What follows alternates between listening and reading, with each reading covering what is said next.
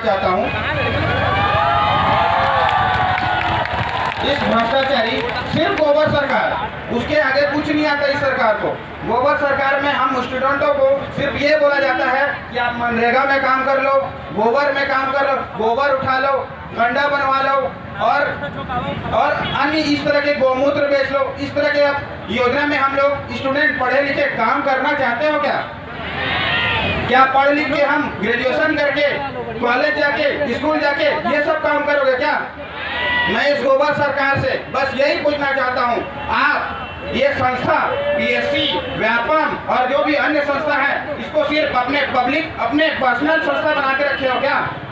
आप सबके माध्यम से बस मैं इस गोबर सरकार से यही पूछना चाहता हूँ, क्या ये संस्था नॉर्मल स्टूडेंट, नॉर्मल छात्रों के लिए नहीं है क्या? सिर्फ अपने घर परिवार और अपने अपने जो भी संस्था के हैं, सिर्फ उन्हीं लोग को भर्ती करने के लिए संस्था को खोले हो क्या?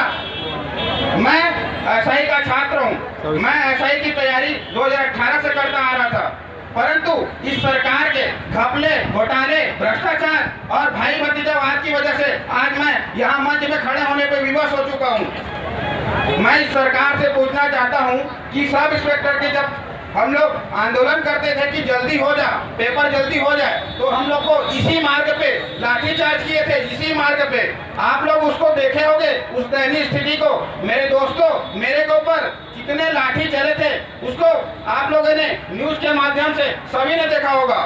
अब जब इस वैकेंसी का फॉर्म भरा था 2018 में, आज 2023, मेरा उम्र इस भर्ती के लिए निकलते जा रहा है, तब ये अपने भाई भतीजा, अपने परिवार वाले को भर्ती लेने के लिए कितना माध्यम बना चुका है। उसमें सिर्फ पैसे वाले को ही उसमें सिलेक्शन होगा।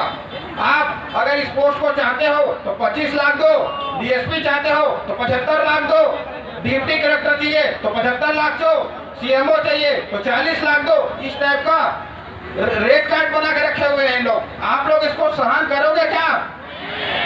इस सरकार को, इस गोबर सरकार को हमारा छात्र संगठन का ताकत दिखाना है।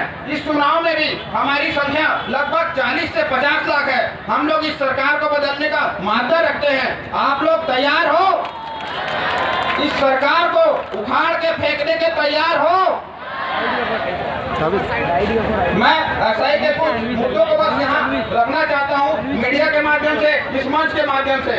हम लोग एसआई का मुद्दा मई 2023 में जब हम लोग पेपर दिए थे, तब से हम लोग इसको हाईकोर्ट में लेके गए थे, तब से यह मुद्दा आज तक बना हुआ है। जब भी हम लोग उसका कुछ जवाब मांगते हैं, ये सरकार जाके, हमारे एडवोकेट जनरल जाके उनको गुमराह कर दिया जाता है कि सर इस भर्ती में कोई भी भ्रष्टाचार नहीं हुआ है। परंतु इसमें हमारे 1843 पुरुष अभ्यर्थियों को बाहर कर दिया गया था फ्री में। उसके बाद मेंस में 370 लोग को बाहर कर दिया गया था। उसी प्रकार कुछ पोस्ट ऐसे हैं जिसमें अप्लाई ही नहीं किया गया है, वहां जाकर कुछ अन्य लोग घुस गए हैं। ये अन्य लोग कौन हैं, ये हम लोग जानना चाहते हैं। परंतु ये सरकार सिर्फ और सिर्फ हमको गुमराह करने का काम करती है। ये सरकार हमको ठगने का काम करती है। हम हाईकोर्ट जाते हैं, हम इनके घर जाते हैं तो हमको डंडा और लाठीचार्ज का धमकी दिया जाता है। मुंह दिखाकर अगर हम लोग कुछ बोल दें तो ये बोलते हैं कि अन्य एग्जाम में आपको क्यों शामिल करें, आप लिख के जवाब दो। आप देना चाहते हो क्या ऐसा जवाब? इस तरह से सिस्टम होता है क्या?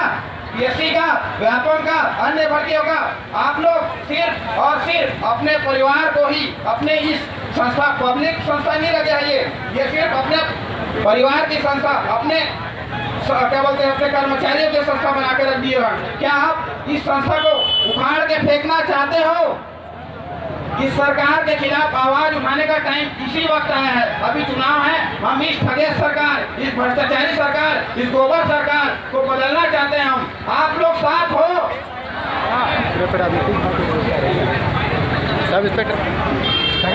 धन्यवाद।